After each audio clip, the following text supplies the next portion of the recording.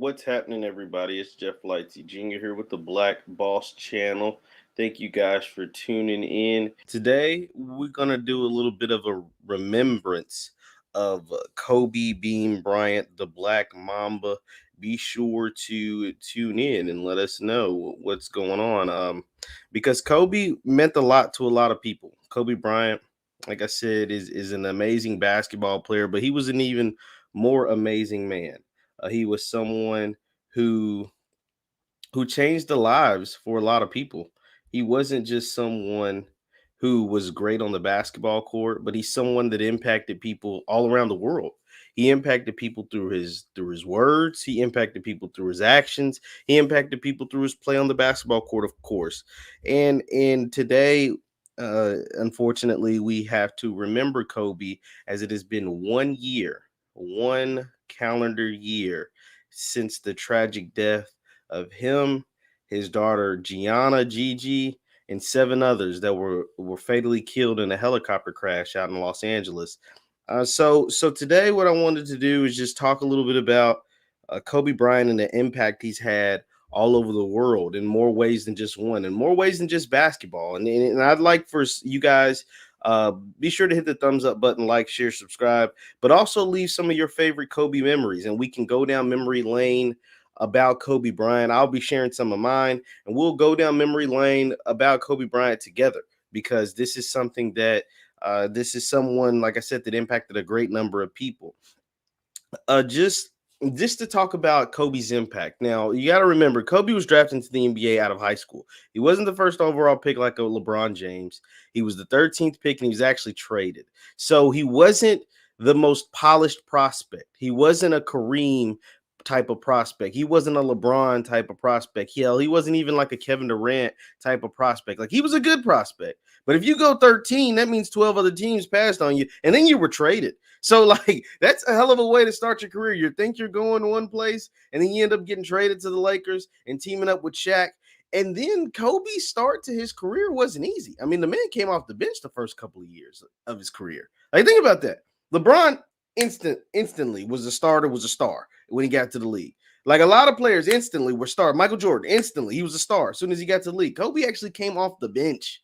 He came off the bench his first couple of seasons, not the first season, like the first couple of seasons. So just thinking about the mindset that Kobe had throughout the duration of his career, just imagine him coming off the bench. Even though he was like 17, 18 years old, he was still 19 years old. He's still a very young kid. Let's be real. He was a kid. But to come off the bench and because the type of player he was, the type of man that we know him to be, that had to be tough. That had to be really, really tough because, like I said, we know what type of dog, what type of mentality Kobe had. But so he overcomes all of that to become an NBA champion his first couple of seasons in the league. And we're talking about by 2000, he was an NBA champion. He was drafted in 96. By his fourth year in the NBA, fourth year in the NBA, he was an NBA champion. And not only was he champion one time, not two times, but a three-peat champion with Shaquille O'Neal. That in itself is an accomplishment. That is obviously Shaq was the best player on those teams. Like, we get it. Kobe was the Robin to Shaq's Batman. But Kobe had to be there. The Lakers don't win those championships without Kobe Bryant. The Lakers don't even make the finals without Kobe Bryant. Shaq was a great player. Shaq had been up until that point a great player for a very, very long time. At least 8 years in his career. But he had never been able to get over the hump. There was a reason for that. Buck Skull Gang in the house, thank you for your shout out. In Kobe era, let's read Chase. In Kobe era, all high draft picks were coming off the bench except Kevin Garnett. Yeah, I mean, that is true to think about. But and especially if you were a high school kid. So it was different. And he came off the bench and he made his impact felt by the time he was a second-year player, was in the All-Star game. So like that's how great he was. And that's the potential not only did the fans see, but the coaches actually saw in the NBA currently at that time. They saw the potential of how great Kobe was going to be. Now, just moving forward, because I have a laundry list of things I want to talk about as far as Kobe goes. All the NBA players that are still dealing with the death of Kobe Bryant. Be sure to hit the thumbs up button, like, share, subscribe. Now, we know Kobe had his lasting impact on the guys that are currently, not the guys that he just played with, that are currently in the NBA. Those are guys like Kyrie Irving. Those are guys like LeBron James. Those are guys like Trae Young, Jason Tatum. Like, these guys had a relationship with Kobe. Both most of them. I mean, some of those guys never played with him in the NBA. So mostly off the court. Let's particularly talk about Kyrie. So Kyrie is a guy that we all know is very interesting. Kyrie Irving is a world is flat type of guy. Kyrie Irving is a guy that missed several games earlier this year, but was seen on tape at a district attorney's meeting in Brooklyn. Like, Kyrie Irving is an interesting dude. He is a very, very interesting dude. He's a dude that went to Duke for like 6 days or 6 weeks. And a lot of people think he's smarter than folks for that. I don't want to make that assumption, but that's just some of the reports you read. But the relationship Kyrie Irving had with Kobe Bryant was special.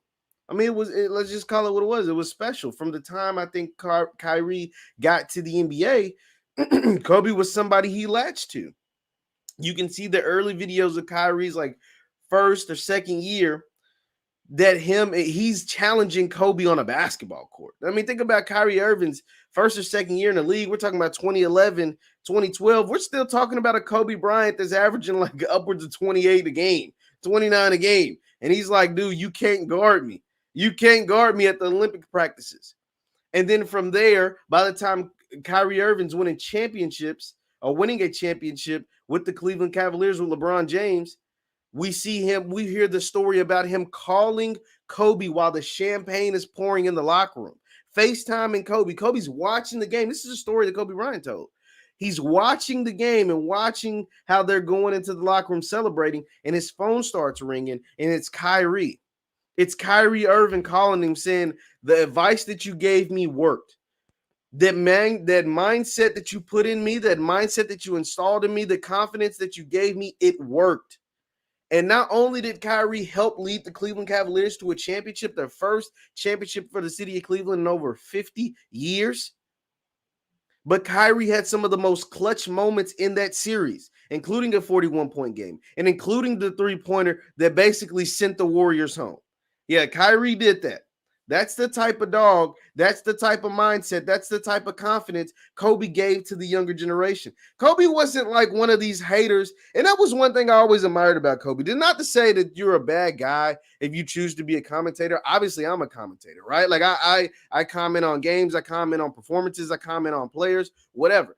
But Kobe was the type of guy that he didn't really care what folks was doing on the basketball court. He had his whole separate life outside of the NBA. Once he left the NBA, he left the NBA. Like, he was done with it. Like, he was content. And the reason why he was content, he didn't feel any obligation to come chime in on what the Lakers are doing. He didn't feel any obligation to chime in what the young players are doing. He didn't feel any obligation to join an ESPN crew or a TNT crew or whatever crew. Like, once he was done with the NBA basketball, he was done with NBA basketball. He had moved on to something else. He had moved on to being the coach of his younger daughter Gigi's team. Like, he was completely content with that. And the reason why Kobe was so content with leaving the NBA all in general is because he gave everything in his being while he played in the NBA. He gave everything in his being while he played for the Los Angeles Lakers. There was nothing more he could do on a basketball court physically. He had physically gave it all. Those 20 years, blood, sweat, and tear, time and dedication, and time away from his family, he gave it all to the Lakers organization and to the NBA brand, to the brand that is the NBA. He gave it all. And that's why it was so easy for him to leave the game and not worry about it. It was so easy for him to leave the game and be content and move on and do other things. So that is why Kobe was able to do what he did and be such an impactful figure to the game of basketball. And like I said, he moved on and was able to coach and start the Mamba Gym Well, it was a gym that was already there. He took it over, the Mamba mentality, and take over as his daughter's head coach. Be sure to hit the thumbs up button, like, share, subscribe. Now, there are countless moments on the court that Kobe had as a competitor. Leave comments on your favorite Kobe moments on the court, and I'll run through a few of mine. Obviously, the championships, particularly that fifth championship, is something that sticks out a lot to me, simply because the time that it was happening, the team that you beat the Boston Celtics in a game 7 after being down, after losing to the Celtics 2 years ago in a record fashion. Think about it. The Celtics ran the Lakers off the court. They ran the Lakers off the court in 2018. In 2008. They ran them off the court. They beat them a record, I think it was 37 points in that final game, in that elimination game. 37 points. So to come back the next 2 years and beat Orlando, because the Boston didn't make it. So you beat Orlando in the championship. You win your 4th title. And you make it back the next year to win your 5th title against Boston in a game 7. That just sticks out to me, because a lot of people for a long time after Shaq left said Kobe couldn't do it. Said Kobe wasn't good enough to lead a team. He wasn't good enough to lead a team to the promised land, to the championship. And that, I think that bothered him. I didn't think it. I know it bothered him a lot.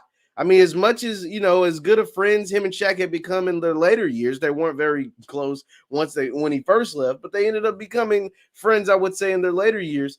It bothered him that he wasn't winning without Shaq. And not only was he not winning championships, he wasn't winning very many games. Like, they were struggling to get in the playoffs.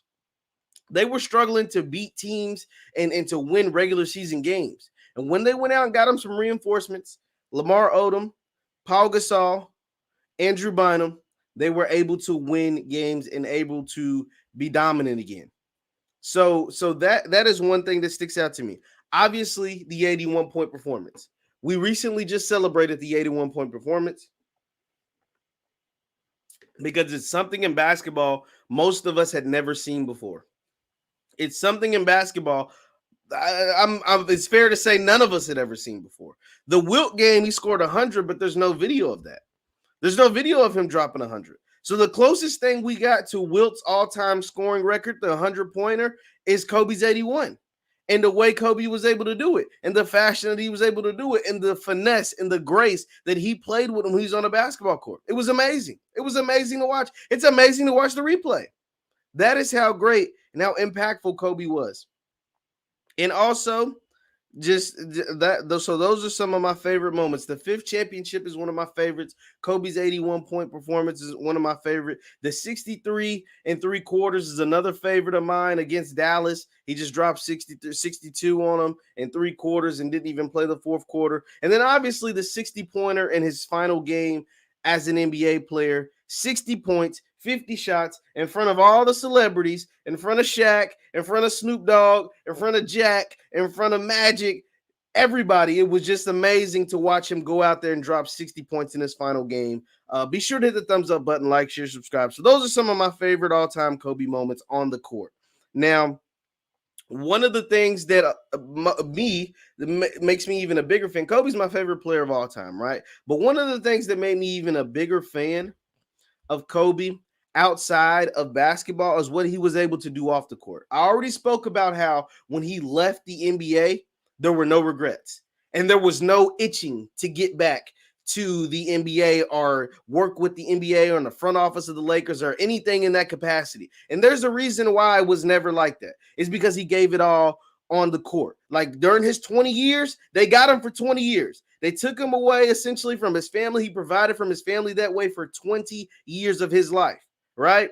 So from the time he was 17 to the time he was 37, the NBA consumed his entire life. Not just part of his life, it consumed his entire life. He gave it all on the court. So therefore, when he was done with it, he was done with it. It was time to move on. It was time to make short stories. It was time to write books. It was time to coach women's basketball for his daughter. It was time to be an advocate for the WNBA and women's basketball because Kobe had several daughters and one that was dedicated to being the best at basketball, like her dad was dedicated to being the best at basketball. So that's why it was so easy for him to move on, because he had so many other things he wanted to do.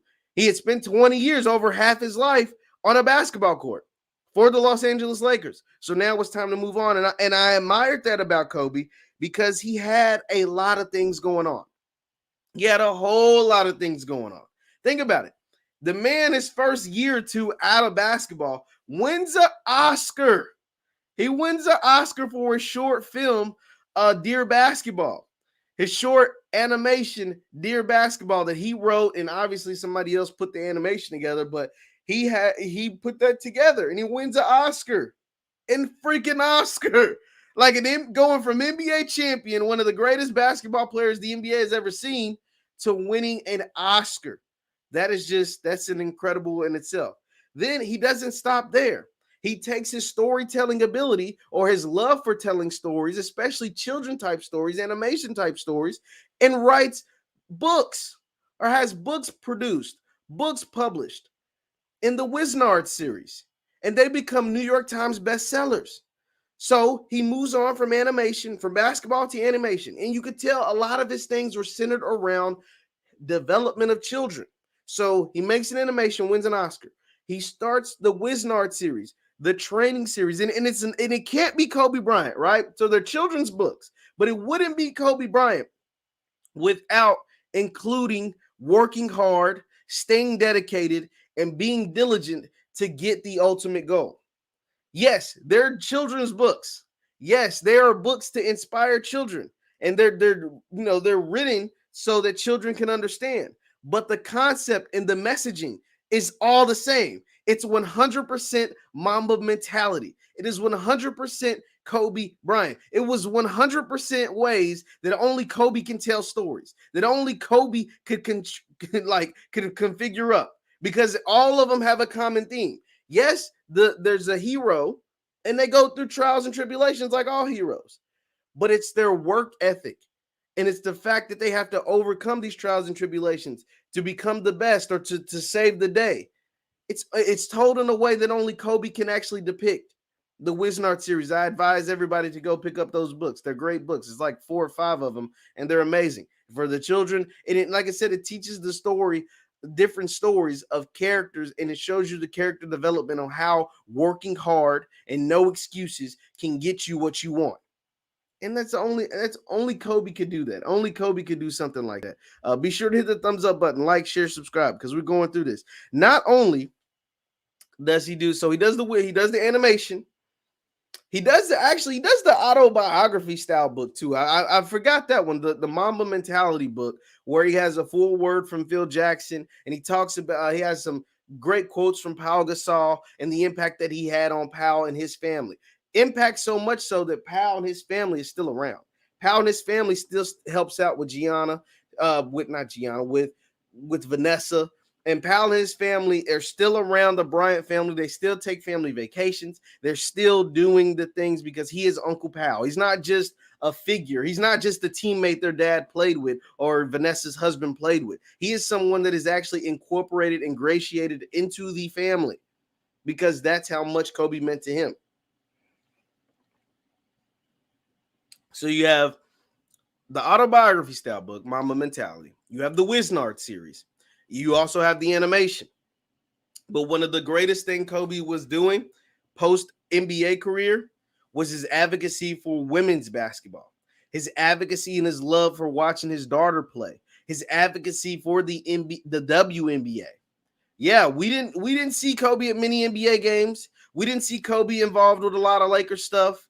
We saw Kobe kind of take a back seat to the NBA game, but pick up the ball and get it rolling on the WNBA game. That's why so many of those WNBA players love Kobe Bryant, because before it was cool to wear the orange hoodie that had the WNBA logo on it. Kobe was taking Gigi to WNBA games. Kobe was working out with WNBA players. Kobe was giving his time and resources to the women's basketball game, so much so that he became a basketball coach himself over his daughter's team. Like that takes dedication. Like, this man literally said, I'm done with pro basketball as far as the NBA goes, and I'm going to coach middle schoolers. I'm going to coach middle school girls basketball because this is how much I love the game. I love my daughter, and I love the game on the women's side. I appreciate what the women are doing. That's love, man. That is genuine love. And he took his Mamba mentality team and he talks about how they weren't very good that first year. He talks about how they lost to certain teams that first year and they remembered who they lost to. They remember losing and getting second and third place trophies, and they remember the not being the best, and then coming back the next year and beating those same teams by 60, by 40 and 50 and 60 points, and taking pictures, not smiling with a second place trophy because they would never strive to be second place. That is the mindset Kobe Bryant had. That is what made him so special. And he ingratiated that mindset into his team and particularly into his daughter, Gianna. On the basketball court, she was a killer. She was a killer. So you have, let's run through it. You have the animation. You have that won you Oscar. You have the Mama Mentality book, New York Times bestseller. You have the Wiznard series, the 5 books, all New York Times bestsellers. Kids books that inspire kids and that ingratiates the Mamba mentality in a children's platform. And then you have him taking care of his daughter and their basketball team, the Mamba court and gyms and stuff like that. And not to mention when Kobe passed away. So the next part of this is the fact that he left over $2 billion in assets to his wife. Over $2 billion in assets to his wife throughout his businesses, throughout his deal with Nike, throughout his move with Body Armor, throughout the gym, throughout the Wiznard series, throughout the books that he had written, or all these deals Kobe had, $2 billion that was left to his wife and his family. That is incredible. That is simply incredible. You were able to be able to accumulate that much wealth. There's no telling how much actually like net worth. Kobe was worth hundreds of millions of dollars by the time he passed away. But in assets that she could cash in on, she could sell all the assets. Over $2 billion was left to his wife, Gianna. That is incredible. That is what we call a head of a household. That is a man's job, to leave your family better than the way you started it. That is simply amazing. Shout out to Kobe. $2 billion in assets for his family. That is simply amazing. Hit the thumbs up button, like, share, subscribe. That is something that all men can aspire. Maybe not $2 billion, but to leave your family, to not worry financially, to not worry where things are going to come from. It's simply amazing. To do that, to be able to pass away, whether you're sick and they know what's coming, or unexpectedly like Kobe, but to be able to leave your family in better shape than they can never want for anything should be every man's dream. Should be every man's dream to leave their wife $2 billion in assets. That is just simply amazing. And so moving on, some of the things we've learned about Kobe since his untimely passing is kind of interesting. And I think it continues to show how great of a person he was. So I talked about all the assets and the things that Kobe left for his wife and his family. And it's crazy to find out that Kobe was actually planning to leave Nike, allegedly. Let's throw allegedly out there. Kobe allegedly was planning to leave Nike and start his own shoe company that put the players first and that would give back to the Black community. That is something that is admirable. He wasn't really feeling Nike speed on the way they were releasing his shoes. He wasn't really feeling the way Nike was doing some of the things. And he created a prototype. And there's a prototype out there. I've done a whole video about it. How he planned to leave Nike and start his own empire. Start his own sneaker-based empire that would give back to the Black community. That in itself is admirable. That in itself is admirable because it's doing a lot more than others had ever done. Starting that at Nike or doing that, planning to leave Nike is just something that is amazing. I really wish we would have been able to reap the benefits of Kobe starting his own sneaker brand. I really wish we would have been able to see Kobe and his journey of creating his own shoe, creating his own brand, empowering the players first.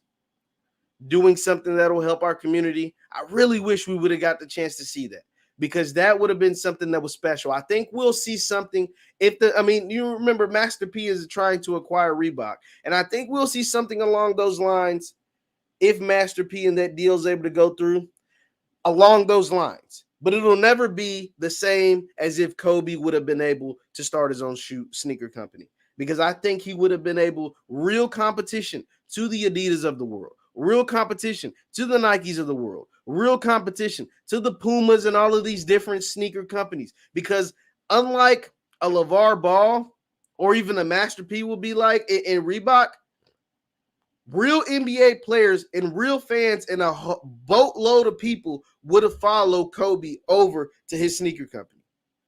Just like a boatload of people followed Kanye over to Yeezy, from Nike to Yeezy, and Yeezy sell out every time they come out. A ton of people would have followed Kobe to building his brand and his own sneaker company. I can guarantee you, whether it's here in America or over in China or everywhere this man was loved or all around the world, a ton of people would have followed Kobe. So that's my thoughts on that. And so I just want to just wrap this up by saying, Kobe was someone whose impact was felt all over the world. Kobe was someone who dedicated his life, hit the first part of his life, to the game of basketball and everything that came with it. And then the last few years of his life dedicated strictly to his family. And you saw a lot of it, particularly with his daughter, Gigi. I just want to say rest in peace, Kobe Bryant, rest in peace, Gianna, and never forget the other 7 people that were on that helicopter that day that fatally crashed. I have my Kobe and Gianna pin. I don't know if you guys can see it, but yeah. So rest in peace, Kobe. Rest in peace, Gigi, and those other 7 people. And I just want to just be a light in the world, guys. Just be someone. If you take anything from Kobe Bryant, just take the mentality. The Mamba mentality is that you just work as hard as you can at being the best that you can do, at being the best person that you can be, at being the best teammate that you can be, and being the best at what you do. My man, shout out to Tyler Miller, man. Tyler Miller says Nike athletes can do it. LeBron, KD, Kyrie, PG. Like you're absolutely right, Tyler. Like it is something that the other athletes can do. If LeBron decided to leave Nike and start his own thing, I can guarantee you others will follow. Same with Kevin Durant. Same with Kyrie Irving. Same with Giannis Antetokounmpo, and they can come together and collaborate. And I think that's what Kobe's idea was to collaborate with other athletes and get this new sneaker thing popping. But you got to want to do that, right? Like LeBron clearly doesn't want to do that. LeBron has his hand in a million other things that also benefits the Black community. So I'm not knocking LeBron. I'm not knocking anybody. If they want to collect a check from Nike, it's a big check. So I'm not mad at them. But at the same time, that's why it would have been so special to see someone do that, to see Kobe do that. It would have been absolutely special. And that's why it's sad to say that we never got a chance to see that. So yeah, once again, I'm Jeff Lightsy Jr. with the Victory Formation Sports Show. Be sure to hit the thumbs up button, like, share, subscribe. Thank you guys for tuning in with me, rock with me, and rest in peace, Kobe Bryant. And leave in the comments below your favorite Kobe Bryant memory. I'll see you guys next time.